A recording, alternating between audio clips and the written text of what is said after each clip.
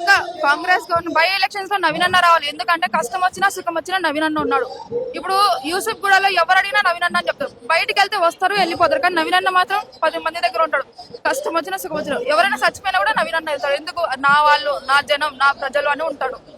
ఇప్పుడు ఎవరైనా అక్కడ యూసుఫ్ గూడకి వచ్చి ఆ ఇల్లు ఎవరిదంటే అందరు దేవాలయం అని అంటారు. ఎందుకంటే గుడి అందరి దగ్గర ఉంటుంది, అందరం వెళ్తాం, కానీ దేవుడు అందరి దగ్గర ఉన్నాడు. దేవుడు మనిషి రూపంలో కొంతమంది దగ్గర ఉంటాడు. సో మాకు మా దేవుడు నవీన్ అన్న. మేము నవీన్ అన్న నమ్ముకున్నాం, నవీన్ అన్న దగ్గర ఉంటాం.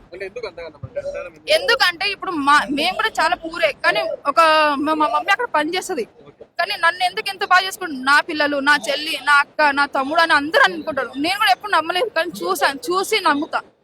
నవీన్ అన్న 10 మంది 100 మందికైనా సాయం చేస్తాడు.